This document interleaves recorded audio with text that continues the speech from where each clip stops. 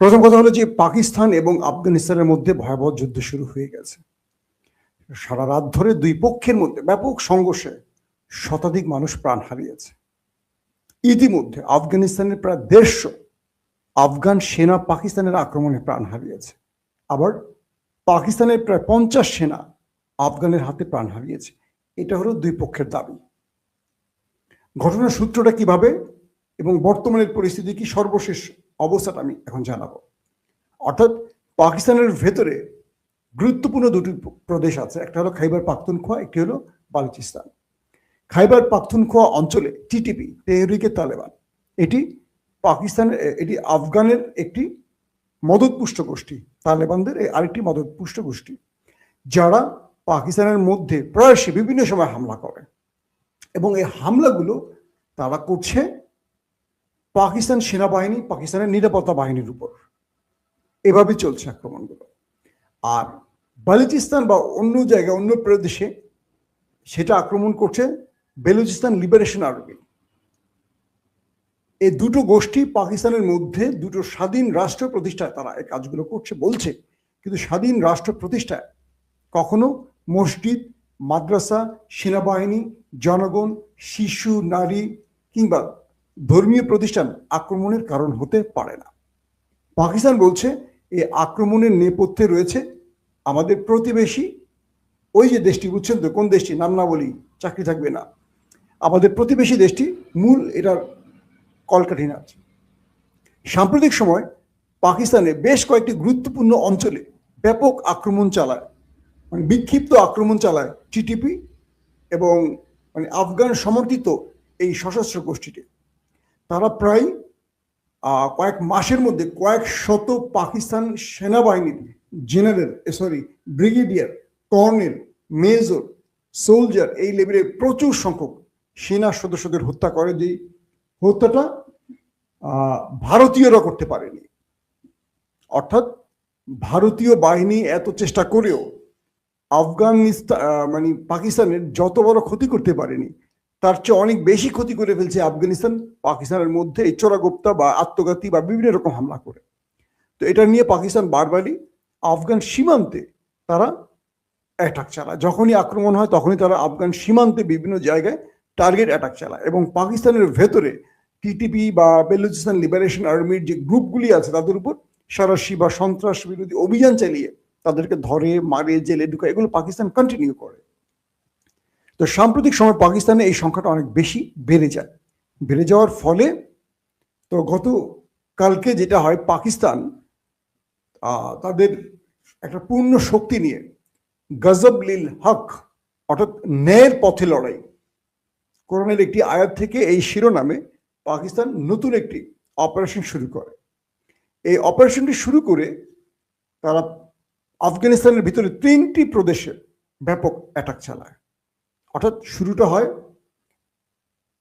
পাকিস্তানের ভেতরে হামলায়, এরপর পাকিস্তান বারবার মানে আলোচনার টেবিলে বসে। আপনারা জানেন যে সৌদি আরব, তুরস্ক, কাতার এই দেশগুলো বারবারই পাকিস্তান এবং আফগানিস্তানকে নিয়ে আলোচনায় বসে, কিন্তু আফগানিস্তান আলোচনার টেবিলে বসে সুন্দর কথা বলে, এসেই ভারতের সাথে আফগানিস্তান বসে আবার আলোচনা আরেক দিকে চলে যায়।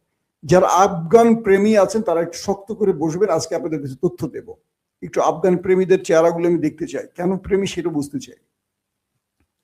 এরপরে যেটা হয় যে আফগান প্রেমী কিন্তু আমিও ছিলাম, এই আফগানিস্তানের পক্ষে নিউজ দিতে গিয়ে আমার 2টা চ্যানেল গায়েব হয়ে গেছে, কিন্তু সত্যটা একটু মানতে হবে কষ্ট করে হলেও। যার প্রেমে পড়বেন তার সমস্যা বা তার দুর্বলতা বা তার অপরাধগুলো বিশ্বাস করবেন না, সেটা আবার করেন না কেউ, এটা অন্ধ করতে হবে।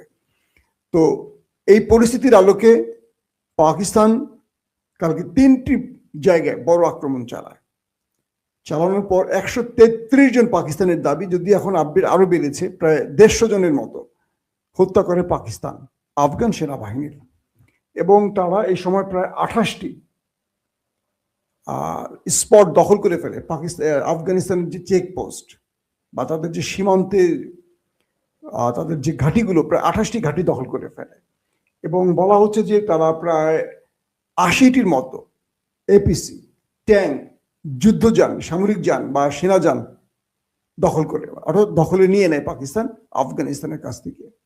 বলা হচ্ছে এগুলো আফগানিস্তান থেকে আমেরিকা যখন পালিয়ে গেছে, যেগুলো ফেলে গেছে, মনে আছে আপনাদের, এগুলো যেগুলো আফগানিস্তানের কাছ থেকে আফগানকে মেরে পাকিস্তান অবশেষে নিয়ে নিয়েছে প্রায় 80টি। আর পাকিস্তান দাবি করেছে আফগান বাহিনী যে আক্রমণ করেছে পাকিস্তানের সীমান্ত অঞ্চলগুলোতে, বিশেষ করে খাইবার পাখতুনখোয়ার সীমান্ত অঞ্চলগুলোতে, সেখানে আফগান বাহিনীর আক্রমণে তাদের 2 জন সেনা নিহত হয়েছে। আর আফগানিস্তান বলেছে না, পাকিস্তানের প্রায় 50 জনের মতো নিহত হয়েছে। আর পাকিস্তান দাবি করছে 2 জন। পাশাপাশি পাকিস্তান বলছে যে তারা আফগান বাহিনীর 133 জনকে ওপারে পাঠিয়েছে। আফগান বলছে যে না, 9 থেকে 10 জন মেরেছে, বাকিরা সাধারণ পিপল। অর্থাৎ দুপক্ষ এই 2 পক্ষের বিষয়টি অস্বীকার করেছে। আবার আফগান বলছে তারা পাকিস্তানের 2টো পোস্ট, সীমান্ত পোস্ট দখল করেছে। পাকিস্তান বলছে একটিও দখল করতে পারেনি। প্লাস পাকিস্তান আবার কি করছে, সেই যে অঞ্চলগুলো দাবি করেছে সেগুলো লাইভ ভিডিওতে দেখিয়েছে না, সেখানে আফগানরা প্রবেশ করতেই পারেনি। কিছুক্ষণ আগে আপডেট পেয়েছি আরো 5টি, আফগানিস্তানের আরো 5টি চেকপোস্ট দখল করে ফেলেছে পাকিস্তান। অর্থাৎ পাকিস্তান ক্রমান্বয়ে এখন সীমান্ত অঞ্চলে অভিযান চালিয়ে আফগানদের অবস্থাগুলো তাদের দখলে নিচ্ছে এবং পাকিস্তানের পতাকা উড়িয়ে দিচ্ছে। লাস্ট আপডেট বলছে পাকিস্তানের যুদ্ধ বিমান এবং ড্রোনগুলো তারা আফগান টেরিটরির মধ্যে ঢুকে গেছে, মানে আফগানিস্তানের কাবুল, তারপর কান্দাহার, এবং আরেকটি জনের নাম হলো আপনার কি বলে এটার, আরে একটা কি জানি নাম আছে, সেই অঞ্চলগুলোতে ঢুকে পড়ছে ওদের বিমান, ঢুকে সেখানে মোটামুটি ভালো ধোলাই চালাচ্ছে। এবং পাকতিয়া অঞ্চলটার নাম হলো পাকতিয়া, কাবুল, কান্দাহার, এই 3টি অঞ্চলে বিমান হামলা চালিয়েছে পাকিস্তান।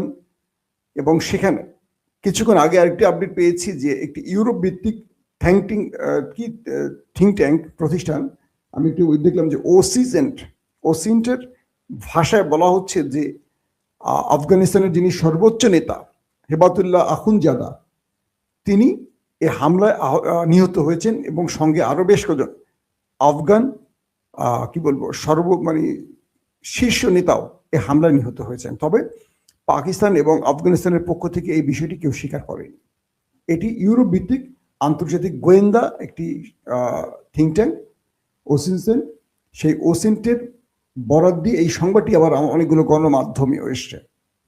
প্রশ্ন হলো পাকিস্তান যে আফগান কাবুল কান্দাহারে যে অ্যাটাকগুলো করছে সেইখানে আসলে বসবাস করছিল কে, সেখান থেকে কিছু তথ্য আমি পাকিস্তানের কয়েকজন গুরুত্বপূর্ণ সাংবাদিকের মাধ্যমে যেটা পেয়েছি সেটা একটু আপনাদের জানাই। পাকিস্তানের গুরুত্বপূর্ণ কয়েকটা টার্গেট ছিল কাবুল এবং কান্দাহার। কাবুলে এবং কান্দাহারের যে জায়গাগুলোতে টার্গেটে অ্যাটাক করেছে পাকিস্তান, সেগুলো ছিল তালেবানদের শীর্ষ নেতার থাকার জায়গা।